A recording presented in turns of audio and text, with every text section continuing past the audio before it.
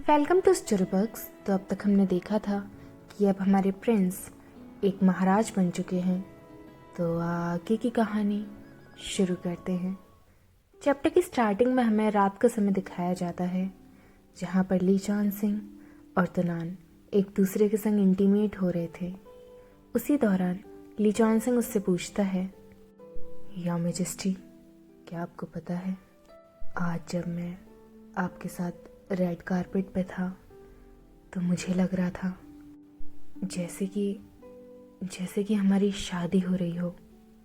ये सुनकर तनान फिर ली चॉन सिंह को अपनी ओर खींचता है और बोलता है, फिर इसको तुम हमारी सुहागराती समझो।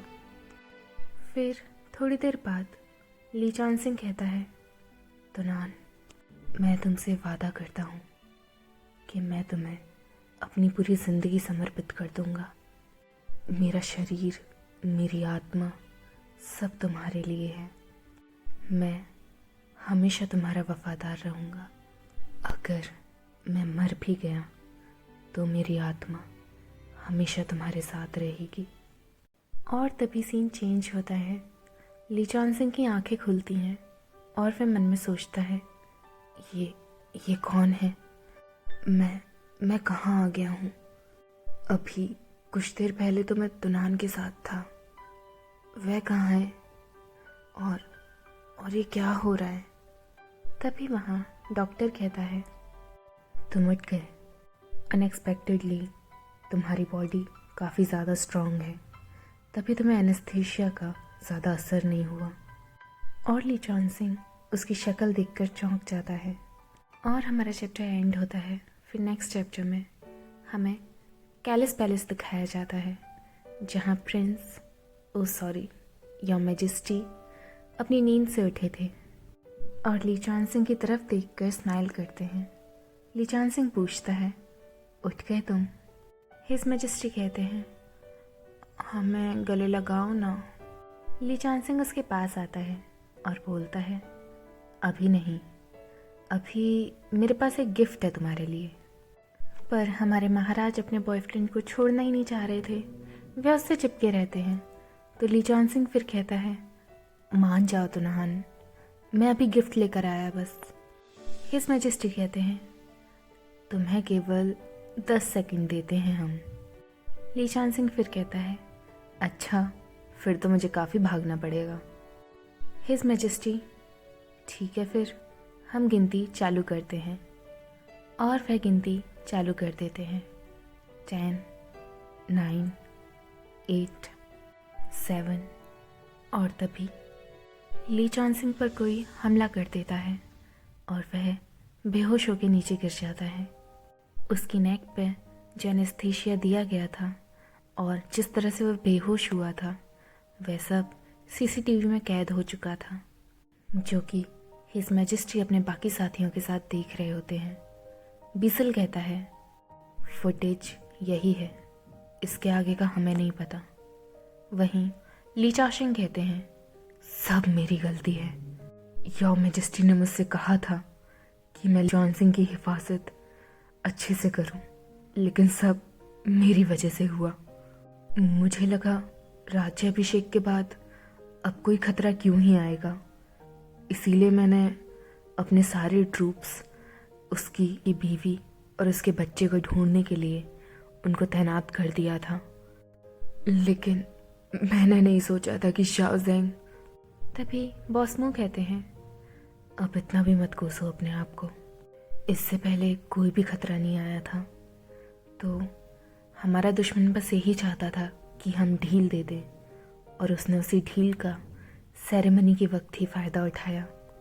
ये सब अपनी बातें कर रहे थे। वहीं तुनान, वो खामोश था। उसके मन में क्या चल रहा था वह खुद नहीं समझ पा रहा था।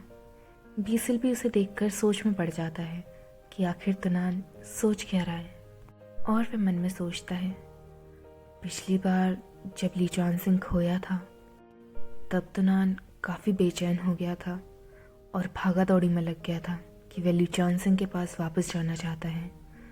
तो अभी ये इतना शांत कैसे है? तभी तुनान बोलता है, सायान,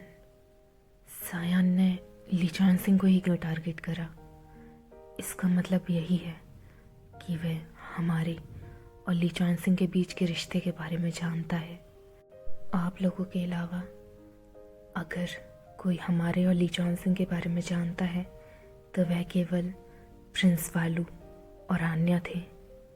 आन्या अब नहीं रहा और प्रिंस वालू हमारी तरफ हैं, लेकिन आन्या हो सकता है कि मरने से पहले उसने बता दिया हो। तभी लीचाओ सिंह कहता है, मैं सायान जा रहा हूँ अभी।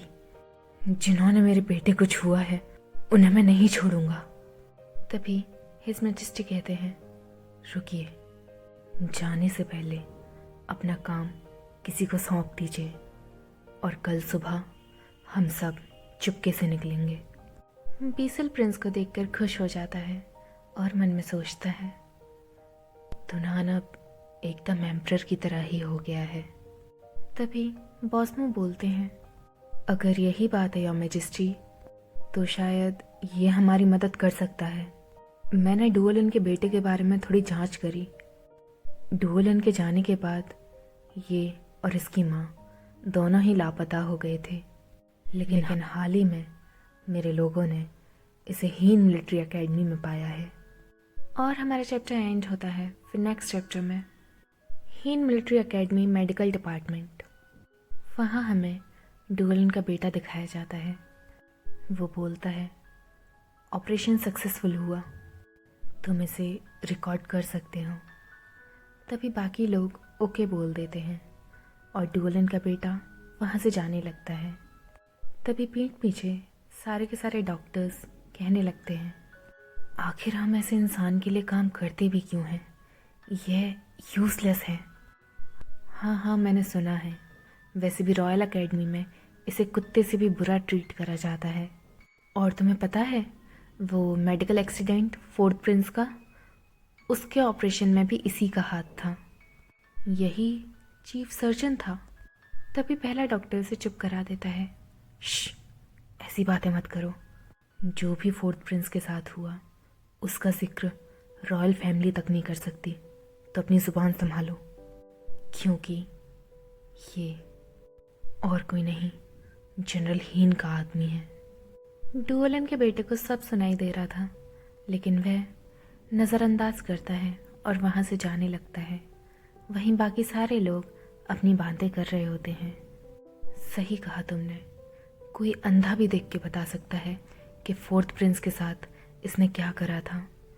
वह ठीक हो सकते थे, लेकिन ये सर्जरी के नाम पर इसने उन्हें अधमरा बना दिया, जिसकी वजह से फोर्थ प्रिंस आज जिंदा होते हुए भी बेकार है। उनका कोई अस्तित्व नहीं। एक एक्सीडेंट के नाम पर किसका इतना बड़ा हिस्सा जाता है? शरीर का क्या क्या हिस्सा नहीं निकला था उनका। हाँ, इसने ये सब जानबूझ के करा था।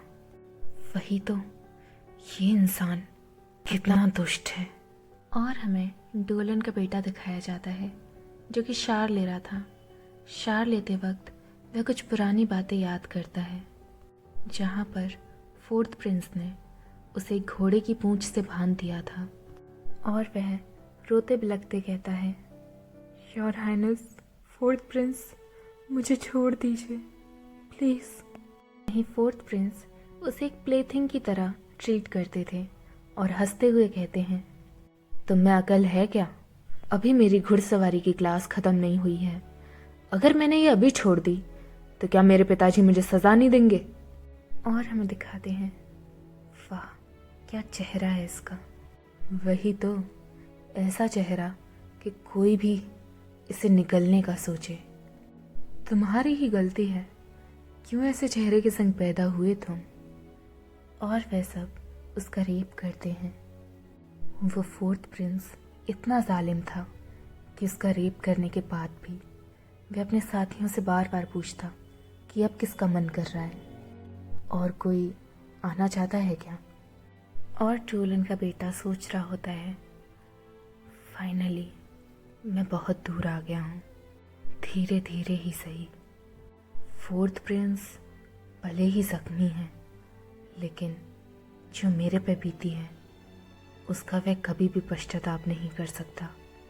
जो दर्द मैंने सहा है वह मैं उसे कभी नहीं दे सकता, चाहे भले ही मैं एक नौजवान आदमी क्यों ना बन गया हूँ।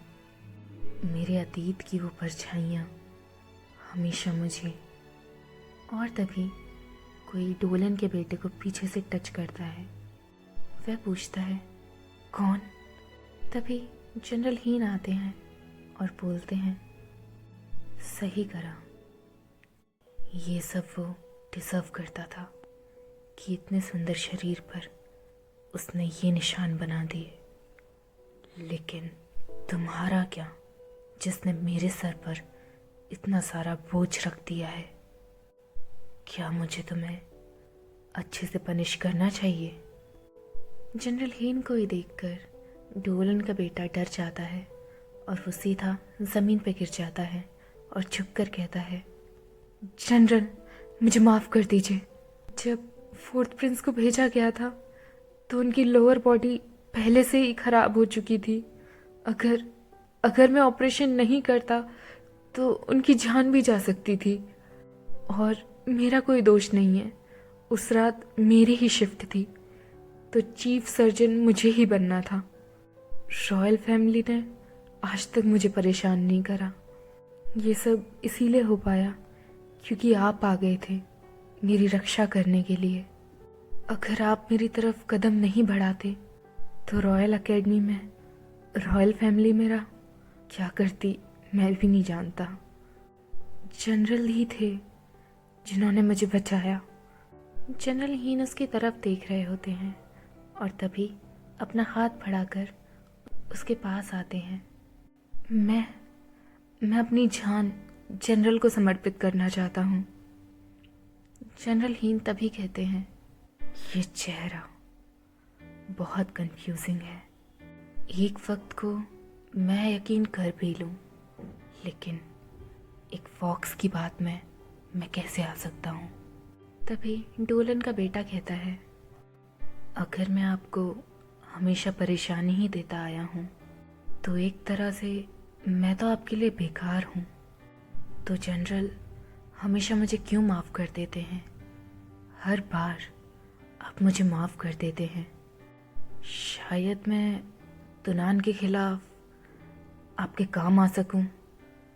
और जनरल हीन उसकी तरफ अपना हाथ बढ़ाते हैं।